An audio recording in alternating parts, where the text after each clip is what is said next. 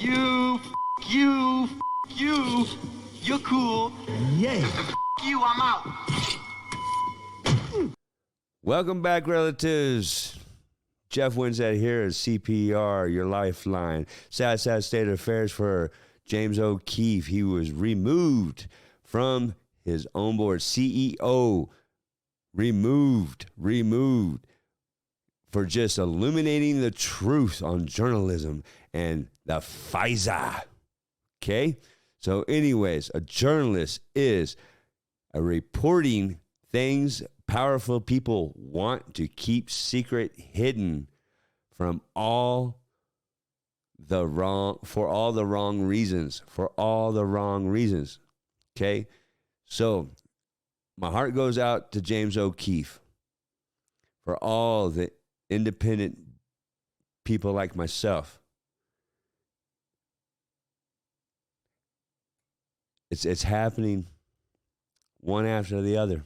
When are you going to stop taking the crap and stand up? This video is long. I hope you can stand by. It's really heartfelt. Hope you don't cry, but it's the truth. All right. Thank you all for being here on a President's Day, but I think it's fitting that, we're here on President's Day. So I wrote these so I could get the words right, but it's obviously from the heart. And I wanted to do this in person with you all, not over a Zoom or Teams. And, he's going to film it. And these are intended just for the family here at Project Veritas.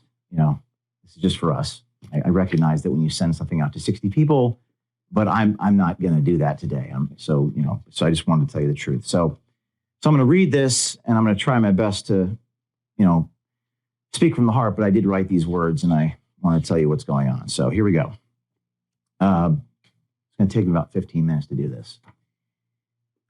Journalism is reporting things powerful people want kept hidden for the wrong reasons, moral wrongs, bad behaviors, as journalists were the custodians of the public's conscience. And as we've gone deeper and deeper exposing and illuminating corruption, the lies hidden from public view, the line that separates good and evil becomes more clear. Not just in the institutions we investigate, but within one another. Throughout my 13 years doing this, our mission has evolved from simply being about exposing the truth with some hidden cameras to something more transcendental, giving people hope, right? That's what we do. And I'm going to stand here because I just feel like I'm filming a video for the audience. And as we ascended into that higher purpose, which I think we all understand that we have suffered through triumph and disaster along the way in a similar fashion to what I wrote about in my book. The first chapter was called Suffering. So the line that separates good and evil passes not through the states, nor classes, nor political parties, but right through every single human heart, to quote Solzhenitsyn. So that line in the sand becomes more clear the deeper we go in investigating these powerful institutions. So over the last few weeks, I have felt a lot of despair and seen a lot of evil, and felt overcome with various emotions over the last few weeks. You could say I've seen glimpses of heaven and hell, of darkness and light. What I take away from these is the gratitude that I have for many of you, for most of you, and there is such goodness in so many of you that I have seen, and I am grateful for that. And the generosity and goodwill we have steadily built over the past 13 years with so many people. I've received thousands of text messages and phone calls from people all over the world concerned about my well-being. But as I was going through this process, I reflected upon my appreciation for many of you. What makes us great is that we do this work because we actually believe in it, right? We actually believe in this. It shocks people that we do, and we have a passion for it, and we have principle. Like I know, we don't sell out. I think that's fair, at least most of us. We have a passion for doing the right thing in a visual way, no matter what. That's what binds us. I know many of you have experienced this despair alongside of me in the last couple weeks. One of you just told me the other day that you'd go work at Walmart at the night shift so that you could do this during the day. That's what one of you said to me. I believe you. Rather than sell out. In fact, I know this is true for many of you and many more out there who wish to be part of this. It's true. I remember back in the beginning, 13 years ago, when I had like no money, I would have to use bubble gum, duct tape. I think you were around during that time. I keep looking at you because I've known you since Andrew Breitbart. And my grandmother's chinchilla, I literally had to place a Project Veritas sticker on a piece of cardboard that I ripped off from my dad's cardboard and stick it to a microphone at Radio Shack because I had no money to buy a flag mic. And this was after experiencing a meteoric high of the Acorn story. I was up and I was down. And I was broke again. And I was arrested and then crashed down to a meteoric low, back in the carriage house, resorting once again to bubblegum and duct tape to achieve the NPR investigation that took us yet again to a meteoric high. I was so broke that I had to scribble my name and phone numbers on pieces of paper because I had no business cards. And so the saga continues. Back then, there were no employees and no budget. But I felt the same sensation this week. I feel the sensation right now. As Steve Jobs once wrote about being fired from Apple, the company he founded, quote, "The heaviness of being successful was replaced by the lightness of being a beginner again. Less sure about everything. It freed me to enter one of the most creative periods of my life." So back then I trudged on from the back of a stretch limo in DC, two guys, I was on federal probation, so I couldn't be there, but two of my volunteers dressed like Muslim Brotherhood fundamentalists armed with hidden cameras. Project Veritas was born again in 2011 for a second time. A couple of donors eventually became 100,000 donors present day, 13 years later. After almost a decade and a half of 85-hour work weeks, sometimes traveling 300 days a year, I am on the road, packing multiple meetings in a day, and plenty of blood, sweat, and tears, the likes of which I could never have possibly fathomed.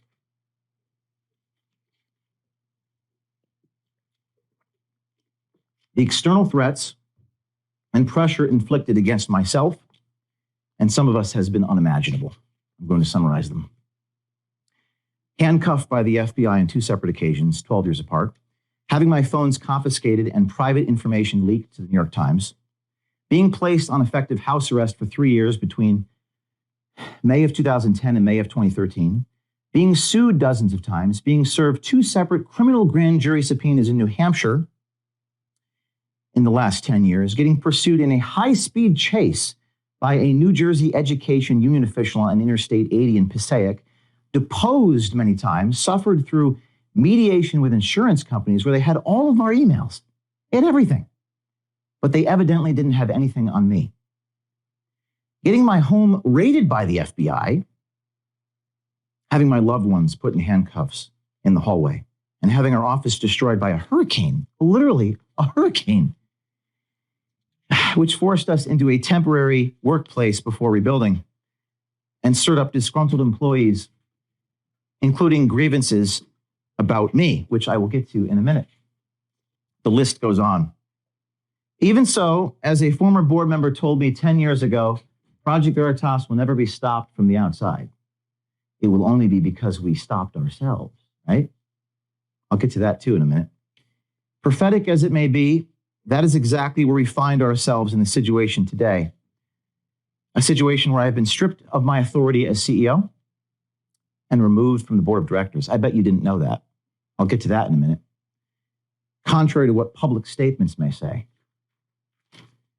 And by the way, I have copies for this. I will not give them to you yet. I will give them to you after I'm done. And there are board minute meetings, which you'll all get a copy of, that read as follows, quote, James O'Keefe indefinitely suspended as CEO without compensation, February 10th. Yes. Quote, indefinite suspension of James O'Keefe from the board, dated February 10th, 5 days before the statement, saying that I'm still the CEO. I don't know why this is happening now, or specifically why this is happening suddenly right now. As you know, at the helm of Veritas, I've never allowed or entertained speculation. I only report the facts. I think you know this. You're involved in hiring. But don't you know that so many people want to go beyond the facts? I'm adamant that I'm only going to stick to the facts. So much so that sometimes we don't hire people if they want to pontificate and opine about what's going on in society. And I've had people leave because they don't agree with this vision, okay, of what a journalist ought to do. But fortunately, I have recordings and documents to back up everything I'm about to tell you. So everything I'm about to tell you, I have documentation and proof. So you don't have to say I wasn't there. You can listen to it and watch it for yourself.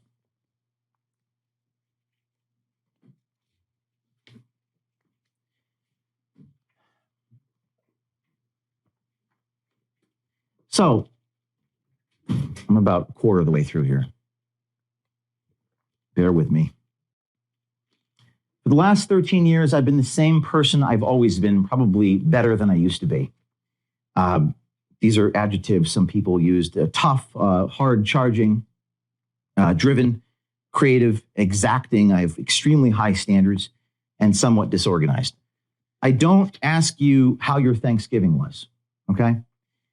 Or the names of your siblings, although a good leader probably should. I don't do that. I ask a lot of you, but I don't ever ask you to do anything I haven't myself done and continue to do. I haven't always been the most compassionate leader, and that is admittedly a fault of mine, something I need to work on. But I remember when I was back in the carriage house in the beginning, there was a journalist in the beginning, and he pointed this out to me. So, you need to be more compassionate, ask me about my life. And it hurt him that I wasn't more compassionate towards him. Personally, I told him it was difficult for me to change myself.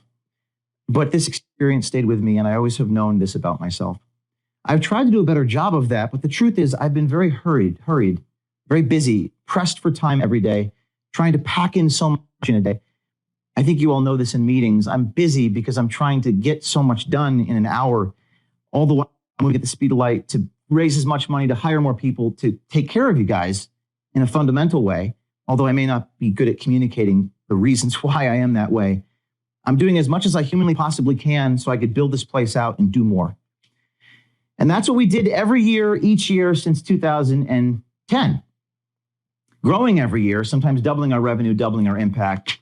I have a chart here, which again, I'm going to hand to you, the chart of the growth every year. I have never slowed down. I recognize that perhaps I should, but number one, there's a trade-off to slowing down. And number two, I need the right leaders around me in order to do that. So along the way, there has been much turnover, replacing people with better people. This was painful to me and to many of you who witnessed it. But that has always been happening since day one. There was turnover 10 years ago when I had to fire a friend from college. Let's just maybe hold off on that until the end. So I'll make sure that everyone has a copy of this. And I don't intend to publish this. This is for you guys internally. I had 10 years ago, I had to fire a friend from Rutgers. That hurt me. It took me months to get over this. I never discussed this. I felt for him, but it was the conflict that ate at me, but I had to do it. See, leadership has a price, and results often come at a human cost. Maybe fewer in this world, present day, are willing to pay that price. Many people want the fruits of leadership, such as its power, results, Twitter followings, secondary effects. But the price of the responsibilities, burdens, trials, hardships, difficult decisions, or just sheer suffering, I don't think people want that. And all through the years, things fundamentally continued on an upward trajectory for this place, albeit turnover. And I'm a hard guy to work for sometimes. We file our annual tax return. A public tax return is required by the IRS. And my compensation is set by an independent board of directors via a compensation committee. 4 times a year, our chief financial officer has submitted company financials to the board. That's every quarter. And our board approves it in quarterly meetings. All 3 members of the C3 were present. And we have subjected both the C3 and the C4 to audits from outside independent accounting agencies each and every year. That happens. That has always been happening. Nothing about how I've conducted myself over the past 13 years has really fundamentally changed. Until now. So what has changed in the last 3 weeks? What has changed? The only thing that has changed is that we broke the biggest story in our organization's history. You know that one I'm talking about? Pfizer. The last week of January, with 50 million views. That broke the record by 10x. Our video became a global phenomenon. It was about Pfizer and one of the directors discussing mutating the virus. Our confrontation video, where he locked me in a pizza restaurant with you, and he smashed the equipment and called the police, that became a phenomenon and was riveting television for our audiences glued to their screens. That was probably one of my favorite things that ever happened. It was just really unbelievable. It was too true to be false and seemingly too false to be true, but it was real. If someone else is here, you can let them in. Hello, come on in. Just giving a few remarks to the team here, so you came at the right moment. So the only thing that changed were these videos. Outlets in India and China cover the story, and our social media exploded like never before. Our employees and board members' Twitter accounts also exploded like never before. Pfizer even put out a non-denial denial, like you always capture these things, where they basically admitted they were mutating the virus, albeit they buried this admission in jargon. But it was still an admission. And it was extraordinary that Pfizer responded to us with an admission, not denying that this guy was who he was. What an amazing turn of events. That is the only thing that's changed in 13 years of me being who I am.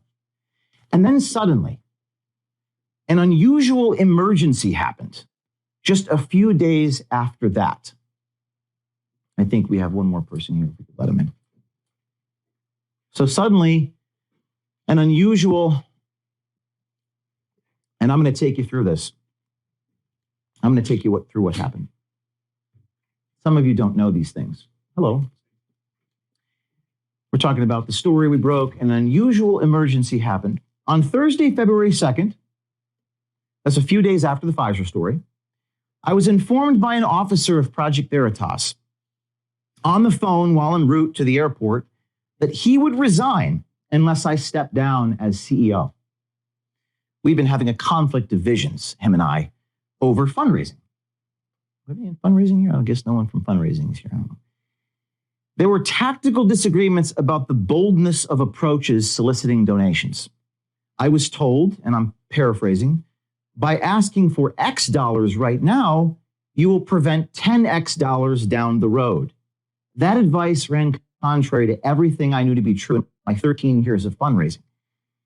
But that conflict was even more fundamental and essentially boiled down to this. And my vision, I'm going to paraphrase Howard Rourke, the architect, quote, I don't have in order to have donors. I have donors in order to build. That's what I believed, and I felt like we had a conflict of visions. We don't measure our success only in terms of how much money we bring in. We measure our success in terms of our impact. Remember Acorn? I don't think I raised a single dollar off that. I had a stack of media coverage to the ceiling. We measure our success in terms of what we produce, not just in terms of our wallets. That was a pretty fundamental conflict, I felt. The day prior, I had informed him in front of his colleagues that if he wasn't willing to follow my lead, he'd be shown the door. I tried to deal with it privately, but I was unsuccessful, and the disagreement boiled over publicly in a staff meeting. The next day, this individual refused to resign, so I fired him. Later that same day, that's Thursday, February 2nd, a few days after the 50 million viewed Pfizer videos, I was informed by a different officer of Project Veritas that he would go to the board in a few hours from that moment and have an emergency vote to restructure this company. Receiving an agenda in my email while I was sitting on an airplane tarmac with the doors closing, the meeting was scheduled for the moment that my plane landed in Nashville. It became clear to me in that moment I would be removed from my position at Project Veritas by the time I landed at my destination. I bet you didn't know that. I have a copy of the emergency meeting here for you guys to take a look at. It's in writing. You could read it. You don't have to be there. You can read the minutes. They're official board minutes. They're written by a lawyer. My first question on the phone to this guy, my colleague, as I was staring at this agenda when the stewardess was asking me to get off the phone, was, quote, "What are we going to tell our supporters if I'm removed from my position?" I think that's the first question. I haven't had 100 questions, but that was the first one. My colleague, who is an officer of Project Veritas, responded by saying, "Our supporters wouldn't have to find out." Sounds like something you would get in the Claire McCaskill campaign. It sounds like something you'd expose. I was so shocked by this. And again, the stewardess was asking me to get off the phone. I guess you could say that I was in a state of complete shock. How would our supporters not be informed of such an enormous thing? It was a lapse in judgment so severe that it was itself a fireable offense to make a statement like that. It was a lapse in judgment so severe, it was impossible to hide my removal from my position at Veritas to anybody. As the CEO and chief fundraiser, I have to explain the context of my role to thousands of people, 300 days a year on the road, while soliciting them for funds so that I can pay you. And I knew many of our supporters and donors would not like that change. If I was removed from the chief decision maker of the organization I founded, I share who we are, our vision, our structure, our strategy with everybody. In fact, hiding something so fundamental from people is something that we stand against in principle, particularly with the amount of scrutiny that we're under. The doors closed, the plane took off, but somehow, over the next few hours, I was able to convince the board to push this emergency meeting to that Monday, February the 6th. The very next day, and this is where things gets really bizarre. So fasten your seatbelts. The very next day, on Friday, this is now Friday, February 3rd, a board member reached out to one of our journalists and stated, quote, "You get a raise if there is a restructure without James O'Keefe at Project Veritas." I have a copy of the text message, and I'll give it to all of you. I've redacted the name of the journalist. The board member deleted the message, but not before our journalist took screenshots. Good job, journalist. On Sunday, February 5th, now that's Sunday, 2 days after the Friday, a board member requested my presence at his home. He informed me, quote, "You had nothing to do, James, with this Pfizer story," unquote. By this, I took out my iPad and showed him a video of myself confronting the Pfizer executive, which had 11 million views on YouTube.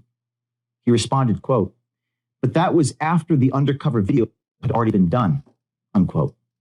I pointed out that the brave journalist, and many of you know who this person is, I'm not going to name anyone, who recorded the interaction was someone that I had to sit down over a year prior, remember, over dinner, for hours, talking off the proverbial ledge, insisting he take the long, arduous road to get the story about Pfizer.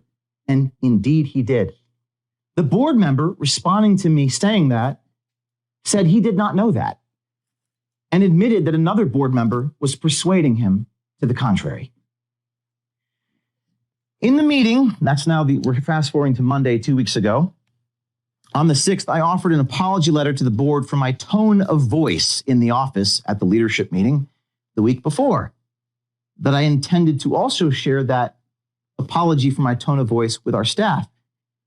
But the board refused to accept my apology, nor believe that it was sincere. They also did not support my sending it to the staff. I imagine many of you didn't even know that I drafted an apology. Then I was subject to a 6.5-hour listing of grievances, which included taking black cars to meetings. I don't know the significance of the color of the vehicle. And taking a few charter jets over the years to pack multiple PV meetings in a day. One of those jets, I think we had a meeting in New York, Wisconsin, and California in the same day, and it raised $2 million. But the revenue part was omitted. There was also some truly bizarre grievances, including my failure to record audio in one encounter at a bar in upstate New York, and an allegation that I stole a pregnant woman's sandwich in federal court. There were also discussions from a few staffers with donors in the boardroom. Donors were listening to some of this, and some of these were sent directly to donors without my consent. Donors who have no knowledge of my personal life and have no business asking questions about my personal life, about girls I've dated in the past. A fundraising colleague relayed, and again, this is going to start getting really strange, but this board meeting was video recorded. We'll get to that in a minute. A fundraising staffer relayed, quote, concerns about my behaviors regarding videos where I, quote, literally chased a Twitter executive around New York. By acclamation from all of you in 2022, that video about the Twitter chase was one of our most successful videos. But yet, your colleagues in a boardroom were expressing concerns about it. Every board member previously communicated their love of that video, but none pushed back in that moment when the staffer criticized it. Why? The attacks were so severe against me personally in that boardroom, and again, this is all video recorded, and I suggest that you ask for that. I will not provide that to you. The attacks were so severe that one board member asked, quote, is there anything James O'Keefe is good at? That's what your board member said. Oh, and by the way, this meeting was video recorded. I'm going to keep saying that. You may want to ask existing board members if they want to share that entire video with you. I suggest you request the entire 7-hour or so video to see for yourself what actually happened. You don't have to have been there. You simply need to watch the video and hear all of the testimony. After the 6 hours, I was asked what I had to say for myself. I was given about 10 seconds to respond, and then I was dismissed. Then, and I'm reading from board minutes drafted by lawyers who are taking a record of what the board members said and did, a vote was called to strip me of all of my authority and decision-making at this organization for half a year. That's 180 days.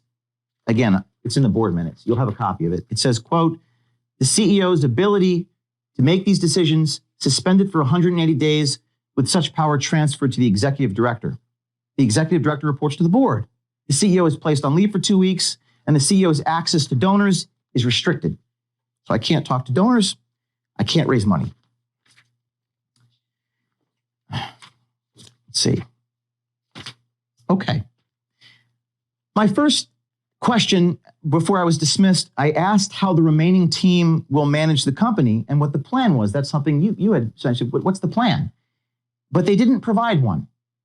It was clear they didn't actually have one. And then I was dismissed. So I went off the grid as requested. Went hiking with Kennedy in the mountains. Within a few days of going off the grid, I started receiving missed calls and texts from the same board members and officers who demanded I be gone. They informed the staff that they're waiting to hear from me. I found that odd. There was a corporate resolution demanding that I be gone for 2 weeks. I was a little worried about violating the corporate resolution. Wouldn't you? This was while I was commanded by a motion of a board to be literally gone on paid leave for 2 weeks. And then an officer at Project Veritas took a screenshot of my read receipts of text messages and distributed them to you, saying, quote, you owe your team a response, please allow communication. This was during the time when I was required by the board to be gone. Then, it's going to get stranger. Then, and again, I'm going to give you copies of all this. Then, on February 10th, you guys don't know what I'm about to tell you, another board meeting occurred. Again, I'm gone. With the meeting's minutes reflecting that they had indefinitely suspended me from the board. By this time, they had stripped me of all of my authority as CEO. During the time I was on leave, they kicked me off the board. So I can't be a CEO if I have no authority. I can't make any decisions. I'm not allowed to access any donor names.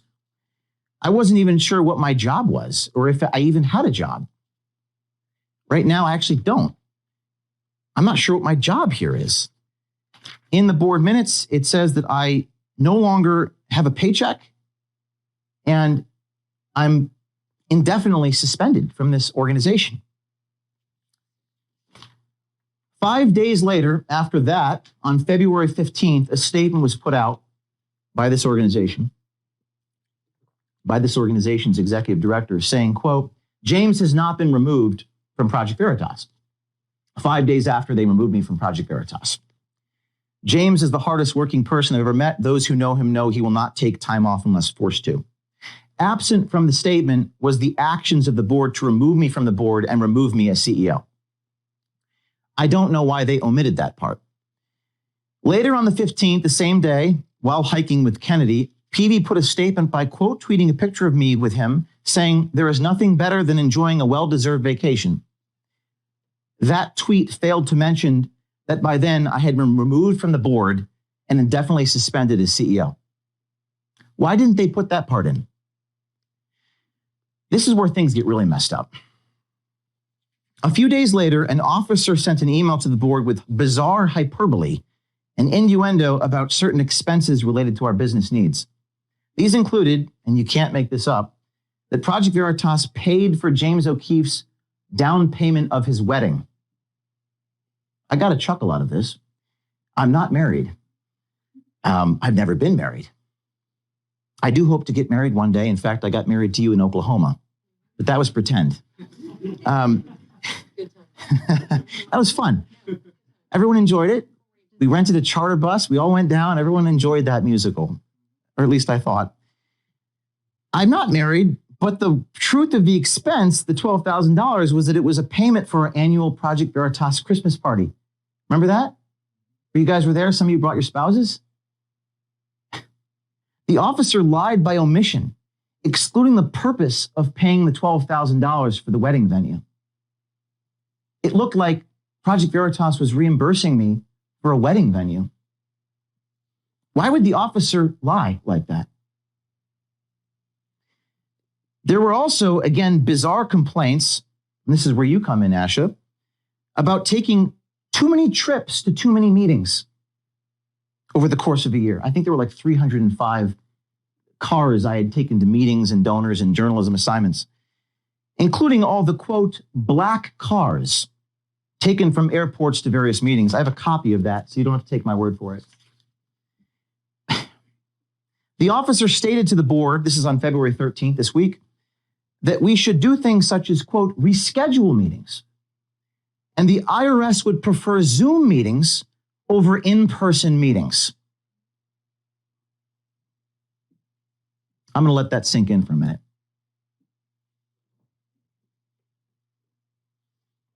My lawyers got a real laugh out of that one over the last couple of days. And again, I have a copy of these. You can read them for yourselves. The wedding, there's a line item here. It omits the purpose of the expense. It was for a project. You were there. You were dressed in your amazing Christmas clothes. I remember it was beautiful. It was like a Christmas PJ blazer thing you had on. That was that one. You were there. It wasn't a wedding. It wasn't a wedding. Thanks for bringing the outfit. It was a great outfit. I remember, that was what I remember from that. And we sang, "Oh, What a Beautiful Morning," but it wasn't, I didn't get married. It was a Project Veritas Christmas party. Our Christmas party this year cost about twice as much. That one was about $12,000.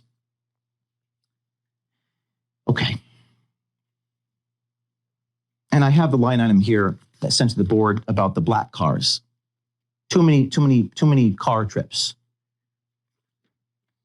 And by the way, Zoom meetings over in-person meetings is not how you raise money and not how you conduct your journalism. It's hard to get the content over a screen. Ask our journalist if that works to produce a story. In fact, I would maybe ask you guys to ask these guys how you're supposed to do your jobs without taking, quote, black cars around. I don't know how I can do my job here if I can't transport myself around the United States. It actually doesn't make any actual sense, does it? None of this makes any sense. And why is it all happening right now? Those are the questions I have. I don't have answers. You guys are journalists. Maybe you can go find the answers. I don't know. After this series of events, I wrote a letter to the board on February 16th with the proposal. Many of you have not seen this, but this is what I sent to them, which I guess they haven't shared this with you, but I'm going to share it with you now. With a proposal that the board members resign by the end of this past week.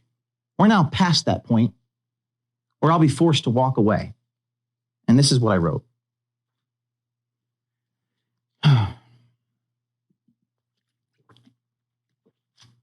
Dear board, and I'm not going to provide the whole thing, but I'll provide the meat and potatoes. Over the last 2 weeks, I've carefully followed the board's directive to take a vacation and avoid contacting donors. Of course, donors called me. My phone was being lit up with thousands of phone calls. One donor even, posted a video. She was upset about how she was portrayed in the grievances. Remmers was her name. She posted a video saying the grievance was a total lie. My understanding is one of the officers of this organization responded to that by calling the donor a liar. The officer wasn't there. Why would the officer call the woman with the sole authority on the matter who was there? Why would he call her a liar? I don't know the answer to that question. Your actions over the same period to undermine Veritas and its future, including airing confidential employment matters publicly, has broken trust.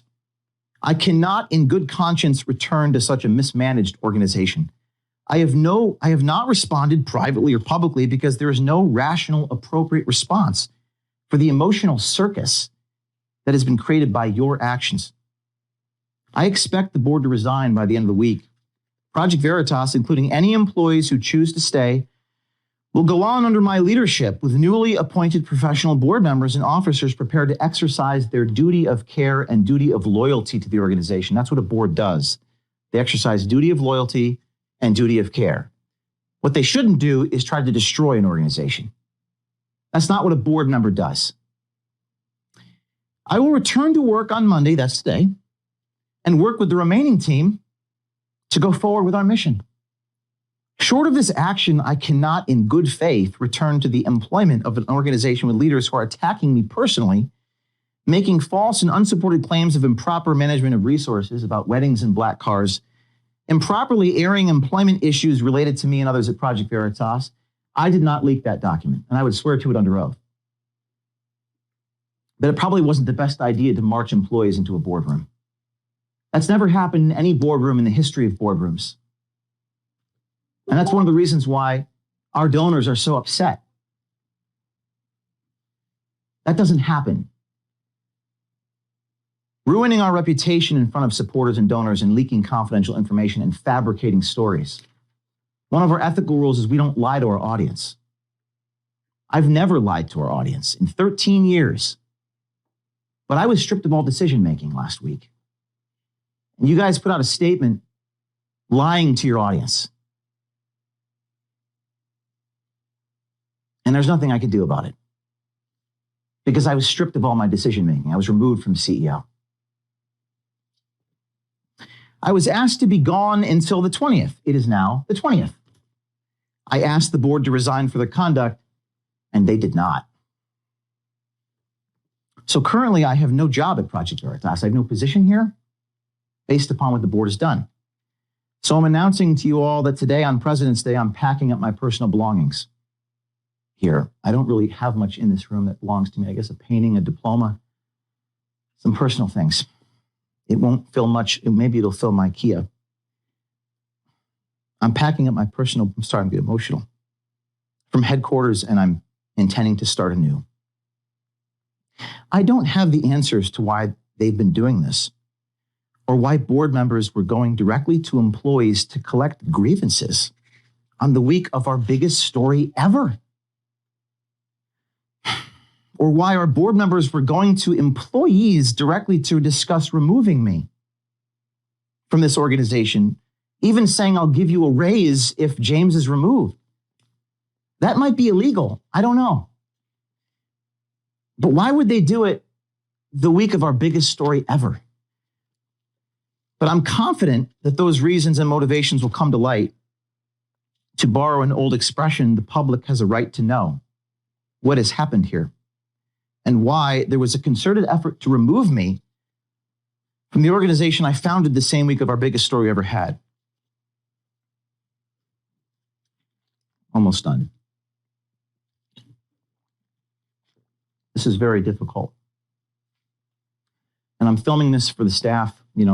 Sorry you couldn't be physically here, but this is for internal distribution. My dear team, I do love many of you. I never said it, those words, but I'll say it now.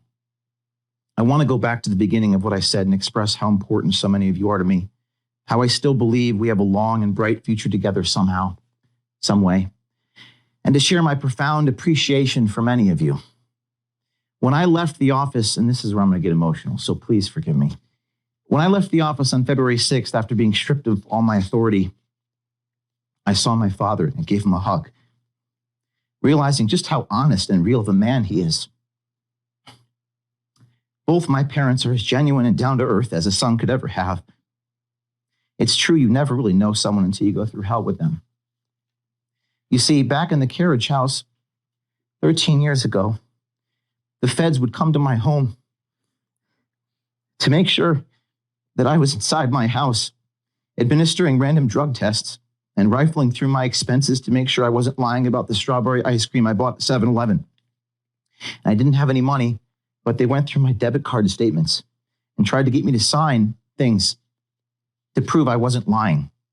There were federal agents showing up at my parents' house. There were no donors. There were no supporters, and I was not trending on Twitter. My father went through this hell with me and stood up to those bullies on the front lawn and told them to stop harassing our family. And at that point, that's all I had, was him. I was otherwise completely alone. I will never forget that. Now the good news, we're no longer alone. We have millions of Americans who also know who I am. In fact,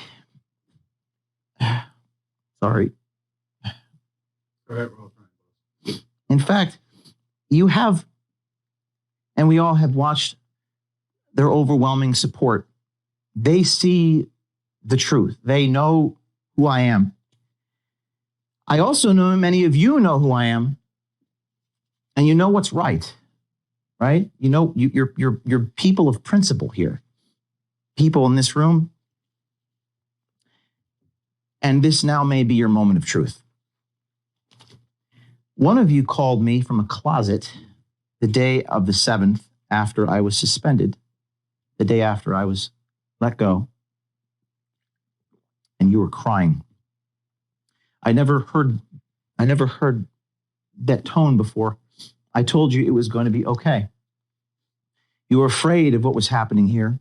You said, this is really hard to take. I can't take this anymore. I told you that I struggled alongside you, although I wasn't physically there. I told you that I loved you. A number of us told each other that we loved one another. It was the first time I've shared that sentiment with a colleague.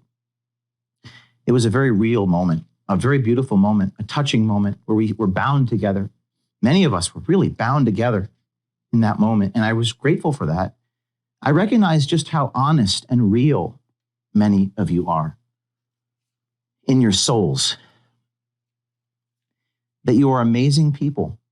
We have some really amazing people here, with men with brass balls and women with the courage of a lion. And it really, what I drew from this experience is the gratitude that I have, for so many of you. And as I was going through this horrible pain, where I lost 8 pounds and couldn't sleep for 5 days, I was actually overcome with this amazing gratitude. True story. I was really feeling it, and I'm grateful for that, because I've experienced something I never have, because I saw the goodness in many of you that I did not previously see. So I amend the statement that I made in the beginning of this. The statement I made before was Veritas will never be defeated from the outside. It will only be defeated from the inside. That's actually not true. No, The only way to defeat us is if they take our spirit. And from the looks of things, many of us remain completely undefeated and unbroken. So our mission continues on.